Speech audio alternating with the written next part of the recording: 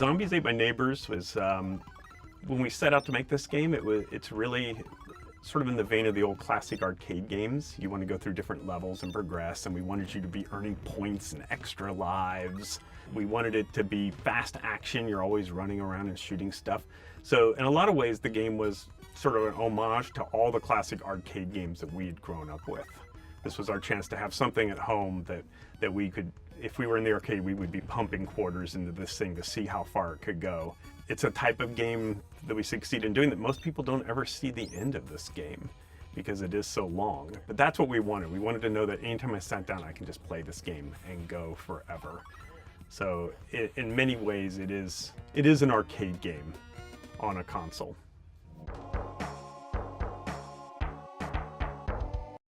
Zombies was really a passion project for me. You know, as a game designer, you always have a bunch of different games that you want to make.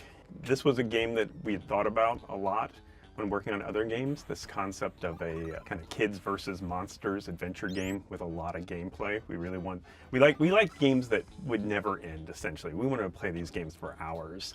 When we got the chance to build this game, we set out to build a tool set that would allow us to generate lots of levels very quickly. Hence the 56 levels in the game. Lots of hidden levels, tried to create as much variety as possible in the levels. One of our goals was to have the first 20 levels of the game just feel completely different. Each one of them was going to be sort of themed after a type of monster movie you might have seen. That was really our goal for the project, is we want this to be unique and just a long-lasting experience for the player. When we started on Zombies, it didn't really have a story. We were big fans of games like Robotron and the old classic arcade games that were just many levels of adventure. When we signed up to work with Konami on publishing it, they requested a story for the game.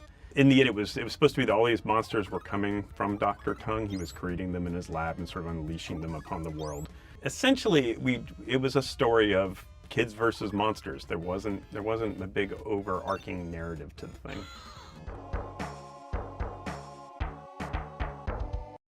Early on, when I was working on X-Wing, doing some UI work, I had access to a little scripting language to let me do some just graphical experiments.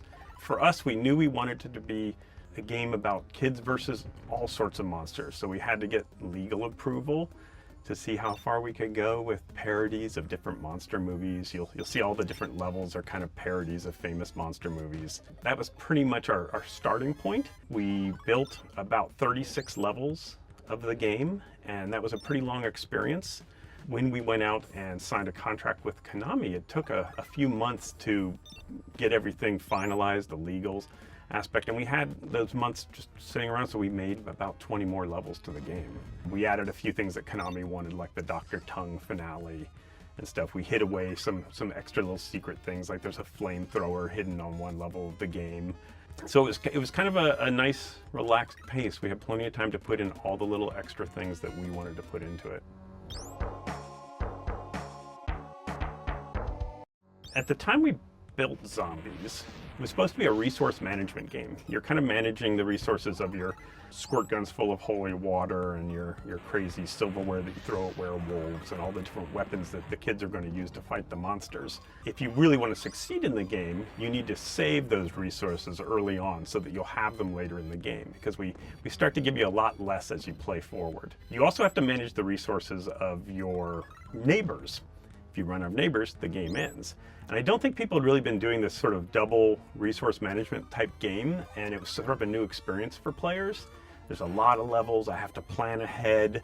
You'll see some people try to play the game keeping just one neighbor alive, which will allow them to complete the levels rather rapidly, but they're always kind of skirting the edge that if that last neighbor dies, the game ends for them. So there were a couple different ways you could play it. If you just want to get through the game, you could be very conservative with your weapons, try to keep all 10 neighbors alive. It'll take you much longer to finish the game, but you're more likely to reach the end. So I think that sort of resource management style games were kind of neat at that time, and the different ways you could play it.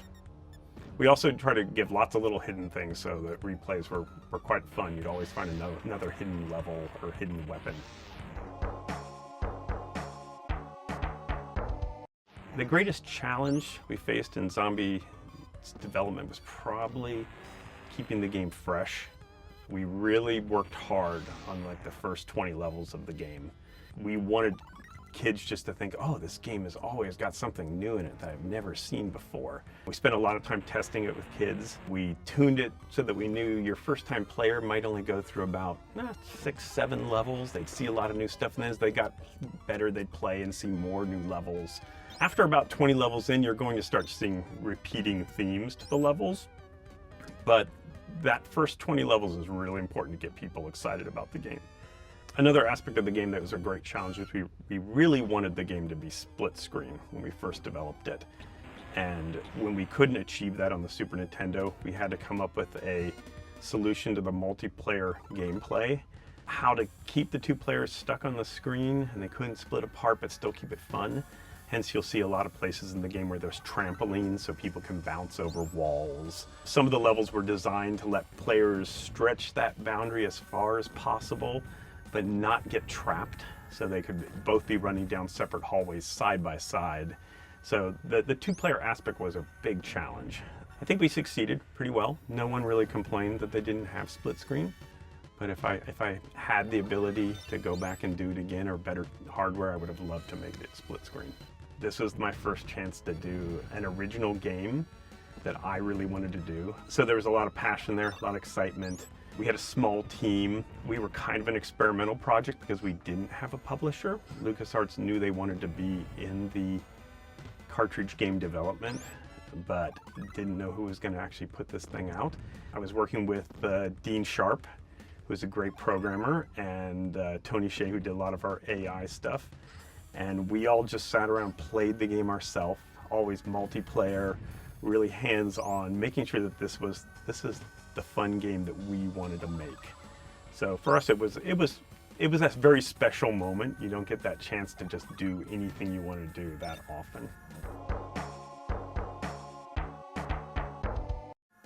I don't think we expected the game to be as well received as it was. We didn't have a publisher.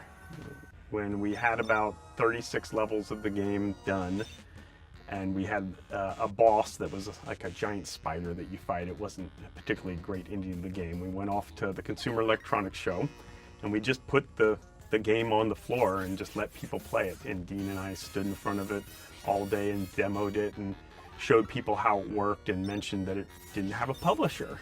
So various publishers just came by and they were really amazed to see the product, and were even more amazed that nobody was putting this product out. So that allowed LucasArts to kind of get a nice lineup of different publishers all wanting to offer money to put this game out. We eventually settled on Konami, and they were a great partner for that. They added some additional features and things they wanted to see, and we all respected Konami products quite a bit. It then went out and sold quite a lot more units than I expected. And I never expected it to become sort of this little cult hit that people still talk about years later.